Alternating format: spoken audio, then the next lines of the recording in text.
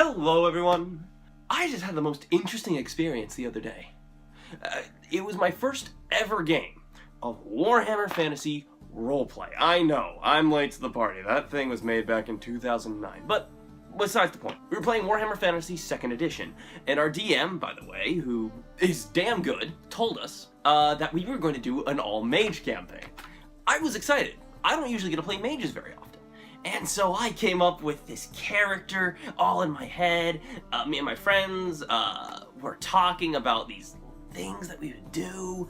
I was going to play this dropout of college wizard who's in his early 20s, you know, complete preppy school dick, who has this ego the size of a mountain, thinks he's all suave, James Bond, and, you know, have obnoxious colored clothing. And so I came in, I had the character's name, his name was going to be Remus Voltaris.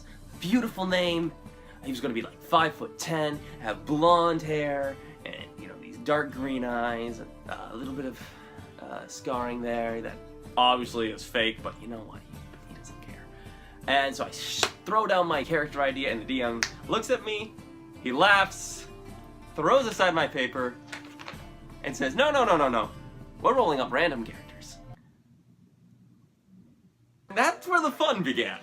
I've never done a random character in a D&D campaign before. And it was really, really strange when I finally did. I felt so out of control.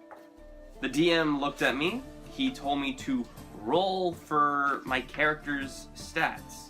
And so I did. It was a D10 system. And everything was strange and crazy. I even had to roll for my character's name.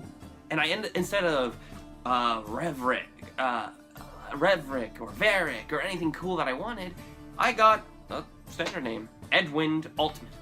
As you can see right there, Edwind Altman. He's a human, and he is 6'2", which I thought was pretty cool. I got to roll for his height.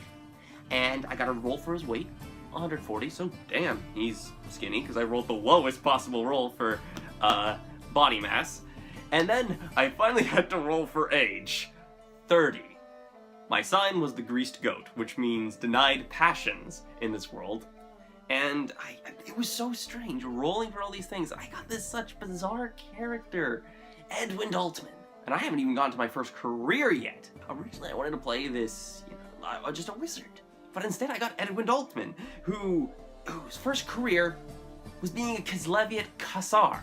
What a Kisleviat Kassar in this world is basically, think of like the Russian soldiers back from 1600s. And it was the strangest feeling ever, because this character would have been taken completely out of my grasp. He was now, instead of being from the Empire, I had to re-roll everything, because now he was from Kislev.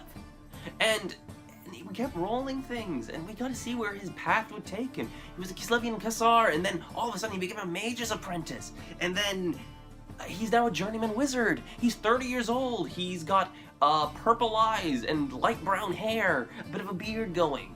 And he's missing his finger, of all things. His left middle finger. It was a strange little distinguishing mark for him. I was upset. Extremely upset at first. And then I started having fun with it. I mocked it. At first I went on with this really obscure Russian accent, going around screaming, and then the DM left saying, you don't know how to speak Reichspeak anymore, or you have Reichspeak is basic, you know how to speak Kislevian, no. And so I went around with this broken English all the time. That's how my character went, and I was joking for the first session as we were laid out on these slabs by a chaos cult that was going to sacrifice us. My character barely wakes up and casts a spell, a gust spell, throwing everyone into the floor, and being Kisleviat's throne burst his way out of his chains. I was horrible at spells and ended up just brawling with everybody with a broken knife. And it was just the most bizarre experience. And, you know, when I ended my first session, I actually got to thinking about what Edwind was exactly. And so I sat down with a DM for a bit, and we both did some research, because in Kislev there are no male mages. And we came up with this story of this Kislevite child whose mother was this ice witch, and his father was from Kislev. He was given to his father, and having this story basically goes back to Kislev to fight with his clan, then is forced out when he finds out that he's magic. And he goes on this whole story trying to figure out how to control these powers. Because he's an ice mage, we decided. Because, you know what, screw it, I'm Kislevite. It was so bizarre. It really was. All of his talents, all of his skills were pre-rendered, and I had to figure out how these things would fit into a nice story. And I had a lot of fun with that. Now he is such a much more interesting character than any suave wizard I could have made.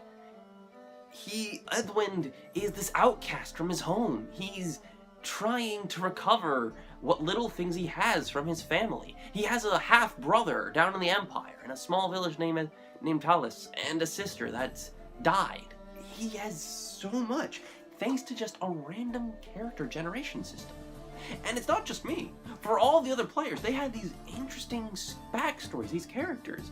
My girlfriend rolled up a character who came from basically Ireland, and her early life was being a brawler, making her money by basically fighting in pit fights and in bars, until finally being picked up by a journeyman wizard, getting sent over to the College of Mages. We all just got to make these such interesting characters, just because of a system that predetermines where we come from. I may not have made Edwind from scratch. I may have never even thought of making Edwind without this system. So, next time you get your opportunity to make a character for your next campaign, try a random character gen. You might be surprised with what you come out with. Stick with it, whether you like it or not. Figure out a personality for these characters. Figure out a story for these characters, and see where it leads you. My name's Michael. This is my channel. You know the drill after this. Like, comment, share, subscribe, all that jazz. And I'll be seeing you next time. Have a good day. Moop.